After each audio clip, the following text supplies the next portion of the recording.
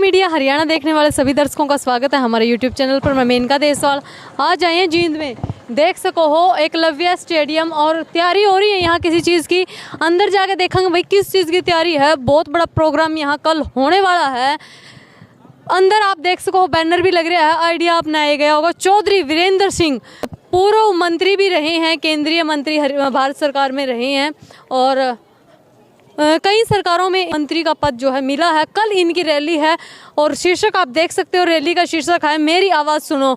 यानी कि कल चौधरी वीरेंद्र सिंह यहाँ एकलव्य स्टेडियम जो जींद का है यहाँ से हुंकार भरेंगे और किस प्रकार की वो आवाज़ होगी, क्या आवाज़ होगी, वो यहाँ आयोजक है इनसे थोड़ा जानने की कोशिश करेंगे कि तैयारी। शुभ नाम बताइए एक बार। सुरेश बंसल जी। जी बंसल साहब, ये इतनी लंबी चौड़ी व्यवस्था किस चीज़ के लिए? ये चौधरी वीरेंद्र सिंह साथियों की रैली है जी। जी हाँ जी, इसमें चौधरी वीरेंद्र सिंह जी आएंगे। लगभग कितनी व्यक्तियों के बैठने की व्यवस्था यहाँ की गई? इसमें लगा लो जी आप 30,000 से प्लस है जी। 30,000 प्लस? हाँ बिल्कुल जी। तो थीम क्या रहेगा सर? मेन मोटो क्या है इस रैली? नहीं वो तो जी चॉइस आप बताएंगे साथियों। हाँ कल। नमस्कार सर।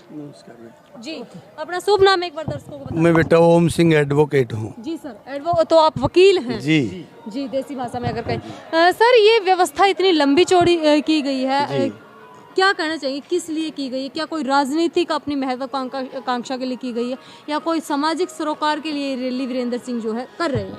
ये चौधरी वीरेंद्र सिंह जी रैली नहीं कर रहे, उनके साथियों द्वारा आयोजित की जा रही है। अच्छा सर। चौधरी वीरेंद्र सिंह इसमें मुख्य अतिथि हैं जी। और बहुत से सामाजिक जो परिवेश से संबंधित मुद्दे हैं हमारे, जो पीछे बहुत लंबे टाइम से चले आ रहे हैं, उन्हीं को उद्धृत करने के लिए चौधरी वीरेंद्र सिंह के साथियों द्वारा ये इस रैली का आयोजन किया गया ताकि गरीब किसान मजलूम आदमी की आवाज़ को भी सुना जा सके। जी जी जी। और ये गैर राजनीतिक रैली है। देवर डांडा जी जो कि डांडा खाफ के प्रधान भी हैं, जाट धर्म साहब जी की रैली, लोगों के अंदर इसके लिए इतना उत्साह है। जी, जी। और लोग चौधरी साहब का मान सम्मान करते हैं। किसान और कमेरे वर्ग की लड़ाई चौधरी साहब लड़ रहे हैं। किसानों को हक दिलवाने की बात चौधरी साहब कर रहे हैं। इसलिए ये रैली बहुत ही जबरदस्त होगी। जी बहुत ही संख्या में लोग जी आएंगे। जी। किस तरह की व्यवस्था की गई है सर? पीछे लंबी चौड़ी जो है चेयरों की व्यवस्था और क्या क्या व्यवस्था जो है जो जनमानस आने वाला है उसके लिए की गई है? जनमानस के लिए पानी की व्यवस्था है, बैठने की व्यवस्था है, ऊपर धूप ना लगे उसकी व्यवस्था है। और अपने विचारों से अवगत कराएंगे जनता को कि भाई आगे क्या करना है, क्या स्ट्रेटजी है। हम तो ये चाहते हैं हमारे इलाके में चौधर आए। सीधी सी बात है, किसान और कमेरा वर्ग की पूछ हो और काफ़ी मुद्दे हैं जिनके ऊपर वो चर्चा करेंगे विस्तार से। जैसे एक मुद्दा तो मैं तो इतना जानता हूँ, अभी मैं अखबार पढ़ रहा था, उस अखबार में देखा सुभाष चंद्रा का 6500 करोड़ 6,500 करोड़ का लोन माफ करके उसमें से 5,000 करोड़ और 1,500 करोड़ में उसका काम चला दिया। हमारे उसी के साथ खबर थी 2 किसानों की कि 6 लाख के एवज में 2 किसानों के वारंट जारी कर दिए।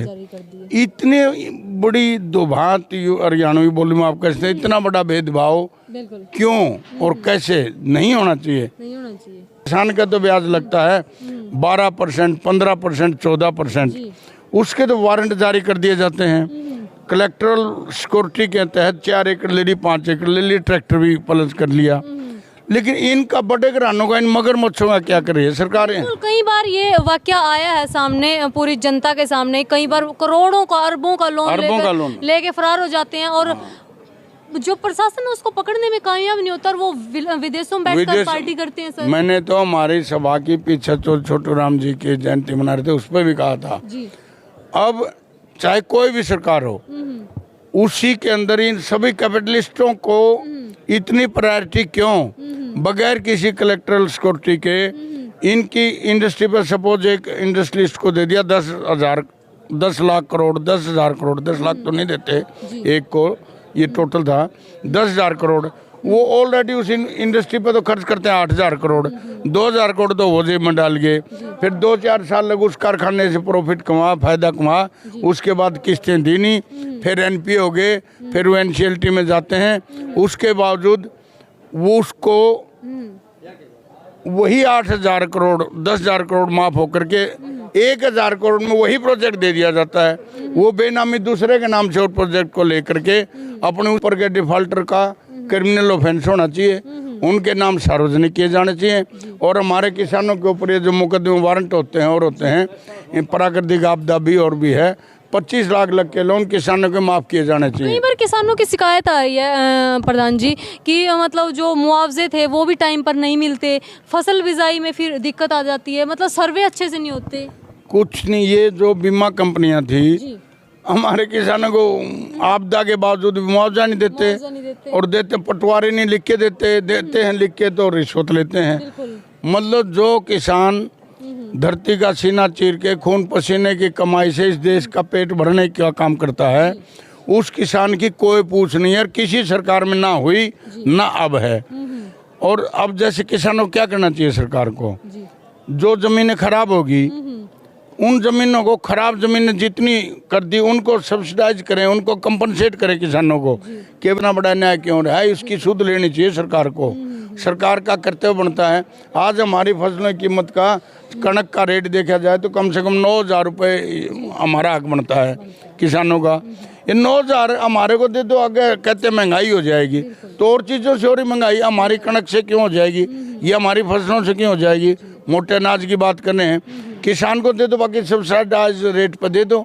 जब इन लुटेरों को लाखों करोड़ रुपया आप दे सकते हो, किसानों को सब्सिडी दे करके उनकी फसल में उनका सर्वाइवल उनका करने के लिए उनका हक उनको क्यों नहीं दे सकती। तो कहीं न कहीं डांडा साहब ये कहेंगे कि जो ये रैली होने वाली है, ये जो आम जनमानस है, जो कृषि वर्ग है, जो देश की रीढ़ की हड्डी है, उसके कृषि और कमेरा वर्ग की आवाज़ उठाने के लिए हमारे चौधरी साहब का ये मेन कहना है। देवव्रत डांडा जी जाट धर्मार्थ सभा के जो है प्रधान थे। विचार आपने सुने हैं। कल कुछ खास होने वाला है। चौधरी वीरेंद्र सिंह, जिनका एक लंबा तजुर्बा राजनीति में रहा है, कई पार्टियों में गए हैं वो, और सब जगह से कुछ अच्छा ही सीखा है, और कल वो समाज में एक अलग ही मिसाल जो है पेश करेंगे। लोगों के जो दुख तकलीफ है उनको लेकर अपने जो विचार हैं वो साझा करेंगे। आप सब ज़रूर आना। डांडा साहब के विचार कैसे लगे वो भी कमेंट बॉक्स में ज़रूर देना। जय हिंद, जय हरियाणा।